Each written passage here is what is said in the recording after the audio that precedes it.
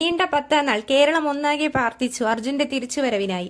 കരയിലും പുഴയിലും ഒരുപോലെ രക്ഷാപ്രവർത്തകർ ഇറങ്ങി.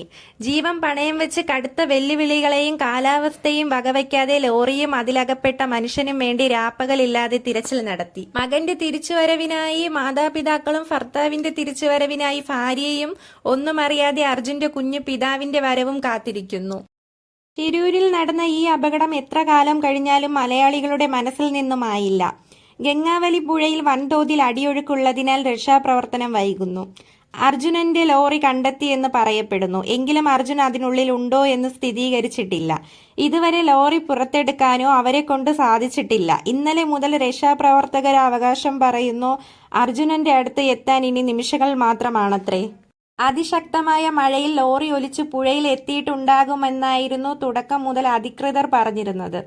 എന്നാൽ GPS ട്രാക്ക് കരയിൽ നിന്നാണ് കാണിക്കുന്നു എന്നതിന്റെ അടിസ്ഥാനത്തിൽ 45 ടണ്ണോളം വരുന്ന ലോറി പുഴയിൽ ഒഴുകിപ്പോകാനുള്ള സാധ്യതകളും തള്ളിക്കളഞ്ഞിരുന്നു.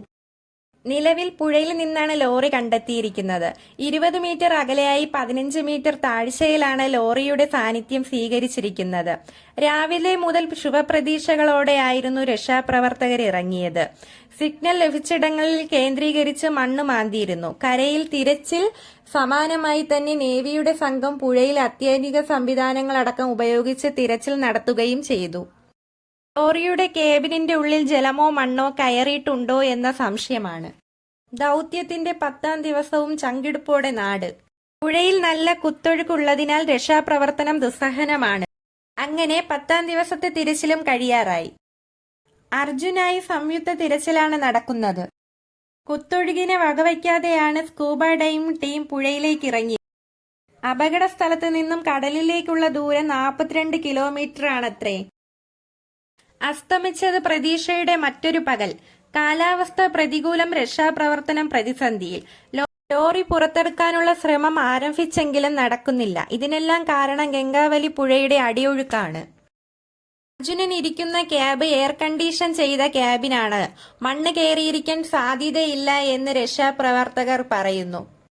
ഇന്ന് 10ാം ദിവസം നാടിന് നടക്കിയ ദുരന്തം. ഗംഗാവലി പുഴയിൽ അർജുനന്റെ ലോറി കണ്ടെത്തിയത്രേ. അതിനോടൊപ്പം കുറച്ച് മരക്കഷ്ണങ്ങളും കണ്ടെത്തിയത്രേ. അത് അർജുനന്റെ ലോറിയിൽ ഉണ്ടായിരുന്ന മരക്കഷ്ണങ്ങളാണെന്ന് പറയപ്പെടുന്നു.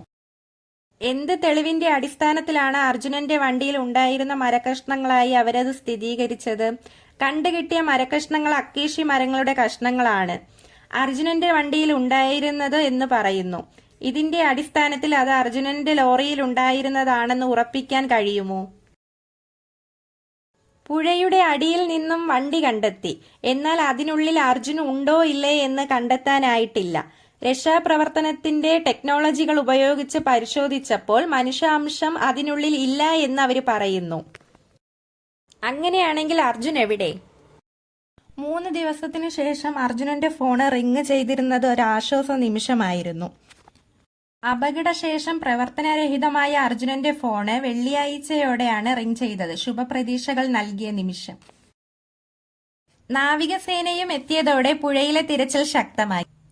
അർജുനായുള്ള തിരച്ചിലിനിടെ ഗംഗാവലി പുഴയിൽ നിന്നും ഒരു സ്ത്രീയുടെ മൃതദേഹം കണ്ടെത്തിയിരുന്നു. പുഴയിൽ നിന്നും അർജുന്റെ ലോറി കണ്ടെത്തിയെങ്കിലും അർജുന് വേണ്ടിയുള്ള കാത്തിരിപ്പ് നീളുന്നു. പ്രദേശത്ത് അതിശക്തമായ മഴയാണ്. ഗംഗാവലി നദിയിലെ ജലനിരപ്പ് ഉയരുന്നുണ്ട്. ശക്തമായ അടിയൊഴുക്കുമുണ്ട്. ഇതൊക്കെ തരണം ചെയ്തുകൊണ്ട് അർജുനന്റെ ലോറി കരയ്ക്കടുപ്പിച്ച ശേഷം പരിശോധിക്കാനാവും. ഇന്ന് രാത്രിയോടെ ശ്രമം വിജയകരമായില്ലെങ്കിൽ നാളെയും രക്ഷാപ്രവർത്തനം തുടരും.